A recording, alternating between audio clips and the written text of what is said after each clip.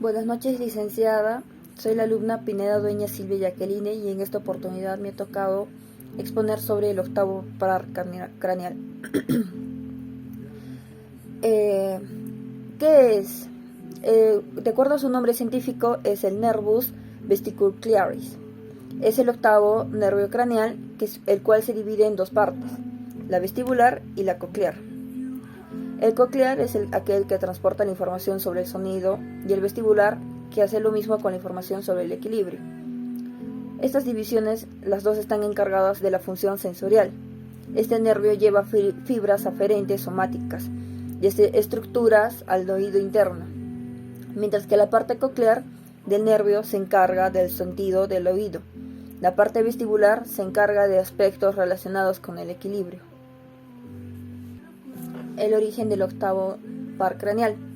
Su origen está en el nervio auditivo, el cual se encuentra en los ganglios periféricos.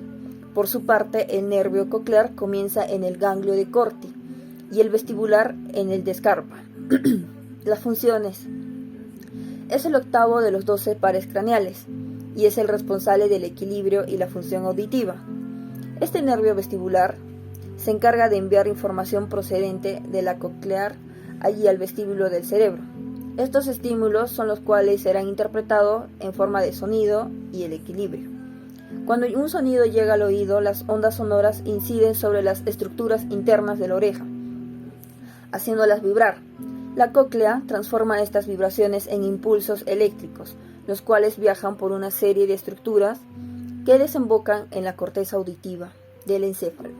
Con relación al equilibrio, cuando movemos la cabeza del vestíbulo, esta puede detectar movimientos y envía señales al cerebro para indicar en qué posición nos encontramos o si hemos perdido el equilibrio momentáneamente.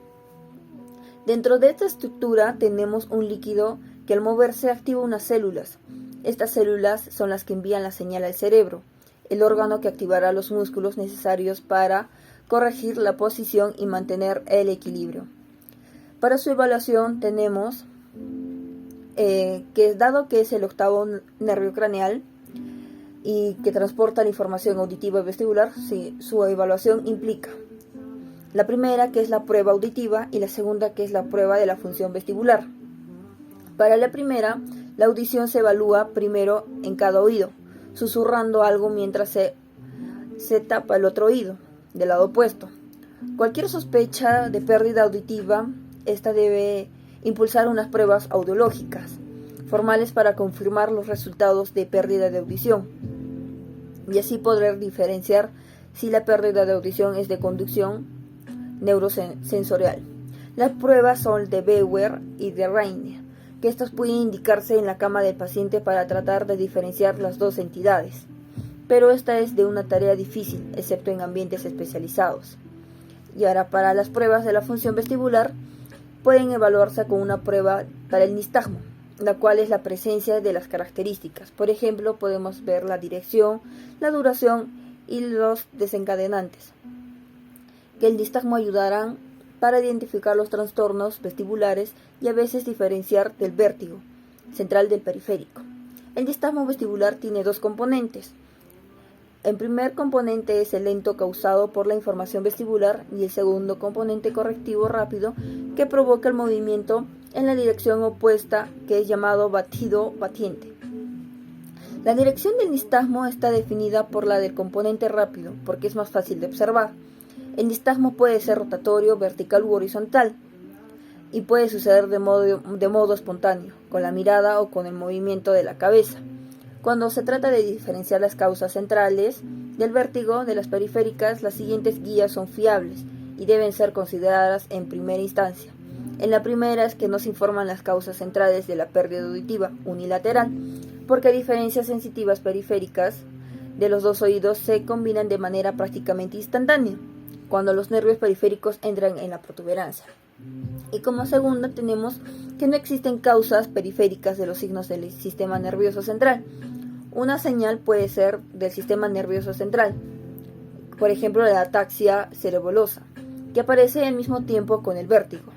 La localización es casi con seguridad central. Para la evaluación del vértigo mediante pruebas de nistagmo es particularmente útil en las siguientes tres situaciones. En la primera es cuando los pacientes están teniendo vértigo durante el examen. ¿Qué quiere decir? Cuando el nistagmo generalmente se hace evidente durante la inspección. Sin embargo, la fijación visual puede suprimir el nistagmo. En tales casos se pide al paciente que coloque más 30 diotropías o lentes de Fresnel para evitar la fijación visual, que el nistagmo, si está presente, se puede observar. Las claves que pueden ayudarnos a diferenciar del vértigo central del periférico en estos pacientes pueden incluir las siguientes características. En la primera es que si no hay un nistagmo de la fijación visual, pero se presenta con lentes de Fresnel, es probable que sea periférica. Y en la segunda es que si el nistagmo no cambia de dirección, por ejemplo, de un lado a otro, cuando la dirección de la mirada se modifica, es probable que sea central. Sin embargo, la ausencia de este hallazgo no descarta causas centrales. En la segunda situación es cuando se evalúan a los pacientes con síndrome vestibular agudo, que este es el comienzo rápido del vértigo intenso, náuseas y vómitos, el nistagmo espontáneo e inestabilidad postural. La maniobra más importante para ayudar a diferenciar del vértigo central del periférico es la de comprensión cefálica. Con el paciente sentado, el examinador sostiene la cabeza del paciente y le pide que se centre en un solo objeto, como por ejemplo puede ser la nariz del examinador. El examinador luego rota la cabeza de forma súbita, rápida, la cabeza del paciente unos 20 grados a la derecha o unos 20 grados a la izquierda. Normalmente los ojos se mantienen centrados en un solo objeto. A través del reflejo vestilococlear, otros hallazgos se interpretan de la siguiente manera. Si los ojos se mueven temporalmente fuera del objeto y luego un movimiento sádico frontal correctivo retorna los ojos al objeto, el nistagmo es probablemente periférico. Por ejemplo, puede ser una neuritis vestibular. El aparato vestibular de un lado es disfuncional. Cuando más rápido se gira la cabeza, más evidente es el movimiento sádico correctivo. Y como segundo puede ser si los objetos se mantienen concentrados en el objeto y no es necesario un movimiento sádico correctivo. El nistagmo es probablemente central. Por ejemplo, puede ser un accidente cerebrovascular o cerebroso. Y como tercera situación tenemos cuando el vértigo es episódico o provocado por el cambio posicional, en la cual se reemplaza la maniobra, se realiza la maniobra de Dix-Kelpie o de Barani, que esta sirve para identificar la obstrucción del canal semicircular posterior con cristales otoconiales, que estas son desplazadas, es decir, para el vértigo posicional paroxístico benigno. En esta maniobra, el paciente se encuentra en posición vertical sobre la mesa del examen. El paciente se desciende rápidamente hacia atrás al decúbito supino con la cabeza extendida a 45 grados por debajo del plano horizontal, o puede ser sobre el borde de la mesa del examen, y se rota 45 grados hacia un lado, por ejemplo, el lado derecho. Se registran en la dirección y la duración del nistagmo y la aparición del vértigo. Se registra al paciente en una posición erecta y la maniobra se repite con rotación hacia el otro lado.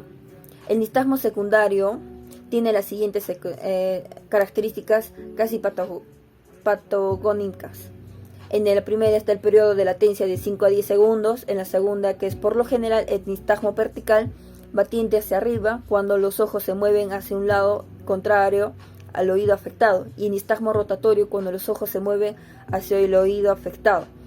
Y en la tercera es cuando el nistagmo desaparece y repite la maniobra de Dix-Kelpie. Por el contrario, el vértigo posicional y el nistagmo relacionada con la disfunción del sistema nervioso central no tiene periodo de latencia y no se fatiga. Como para finalizar, tenemos a las siguientes patologías: a los acúfenos, barototrauma, colestetrauma, hipoacusia, neumonía acústico, otitis externa aguda, otitis media aguda y otitis media crónica. Bueno, esa es toda mi exposición, licenciada. Espero que sea de su agrado y muchísimas gracias.